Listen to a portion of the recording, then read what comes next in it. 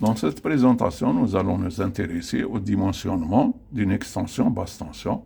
La question qui se pose, quelle est la section utilisée lors de la réalisation d'une extension basse tension? Donc, il y a quelques points à concrétiser. Nous allons les voir. Premier point, il faut déterminer la puissance de l'extension par la relation P égale K NPU. K étant le coefficient de simultanéité, N le nombre d'abonnés monophasés domestiques, et PU c'est la puissance d'un abonné monophasé, 6 kW. Deuxièmement, on détermine l'intensité parcourue par l'extension par la relation I égale P sur racine de 3U cosinus phi. Une fois qu'on a déterminé le courant, on va choisir la section sur le tableau des caractéristiques des conducteurs, telle sorte que le courant admissible de la section choisie est juste supérieur au courant calculé. Et on relève donc la section et le moment spécifique M1. Troisièmement, on calcule la chute de tension totale au bout de l'extension en faisant la somme des chutes de tension partielles de chaque tronçon. Voilà. Quatrièmement, on vérifie la condition de chute de tension calculée inférieure à chute de tension admissible. Si c'est oui, donc le choix de la section est adopté, sinon on augmente la section. Cinquièmement, on vérifie le courant en tête de départ du poste par la relation de la puissance active en triphasé, U égale 400 volts, cosinus phi 0,9. Il faut que le courant calculé soit inférieur au courant admissible du câble. Sixièmement, on calcule les chutes de tension aux autres bouts de ligne, c'est-à-dire les autres dérivations existantes, et on compare par rapport à la chute de tension admissible. Voilà, nous avons un exemple d'une extension. Alors, nous avons le schéma de l'extension. Les portées sont les mêmes, 60 mètres sur toutes les portées. Une ligne continue sur la ligne existante en 48 carrés cuivre et une ligne en pointillé. Il s'agit de l'extension qui est en torsadé. Voilà, nous avons là nos nomenclatures, les branchements triphasés, monophasés, de dérivation avec le nombre de branchements. Là, nous avons 9 branchements sur cette dérivation, 9 branchements monophasés, et ici, 6 branchements monophasés sur cette dérivation. Voilà.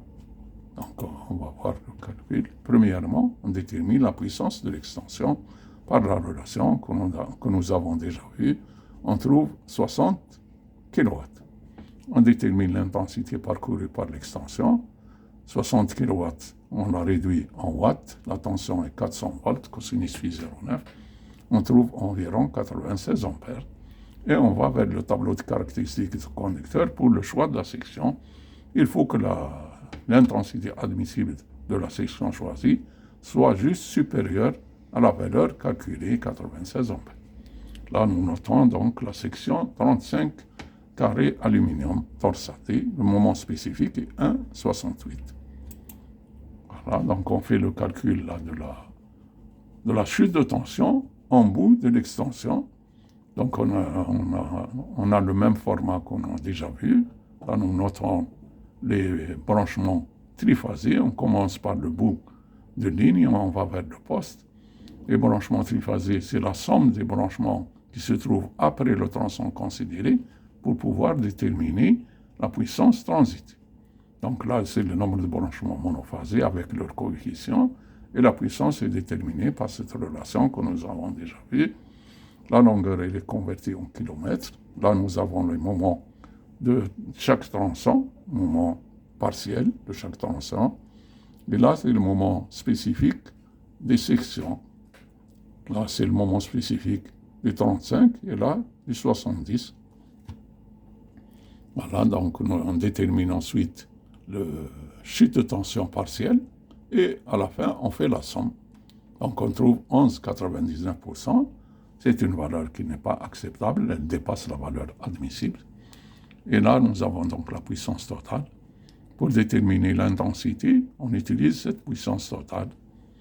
On la convertit en watts et on trouve environ 257 ampères, valeur qui est supérieure à la valeur admissible du 48 carré cuivre qui, elle, est de 230 ampères. Donc, condition n'est pas vérifiée. On va voir comment on va résoudre ce problème. Chute de tension totale en bout de l'extension avec renforcement. Donc on va renforcer le premier tronçon par du câble 150 carrés aluminium dont l'intensité admissible est de 344 et le moment spécifique est de 6,06. Donc 344 est bien supérieur à 257. Là, c'est l'intensité calculée. Et là, c'est l'intensité admissible du câble de 150. Donc, c'est bon, la condition est vérifiée. Et ensuite, on vérifie la chute de tension. Donc, on a trouvé 9,92, c'est bon. Et on vérifie ensuite les chutes de tension en bout de ligne sur les dérivations. Là, nous avons la première dérivation, support numéro 1, avec 9 branchements monophasés. La chute de tension, donc on utilise le même tableau, nombre de branchements triphasés, nombre de branchements monophasés, coefficient de simultanéité, puissance transitée, le moment partiel de chaque tronçon, moment spécifique, et le chute de tension partielle, et enfin la somme des chutes de tension partielle pour trouver la chute de tension totale au bout de la dérivation. Le support numéro 4, elle est de 4,74, inférieur à 10%. Donc c'est bon. Voilà, donc nous avons terminé. Pour plus d'informations, nous vous invitons à visiter notre site web bedelekobnout.fr. Vous pouvez nous contacter à cette adresse email. Et la prochaine vidéo sera la boucle souterraine BT. Donc on vous offre quelques fleurs. Et on vous remercie pour votre attention et on vous dit au revoir et à la prochaine fois, Inch'Allah.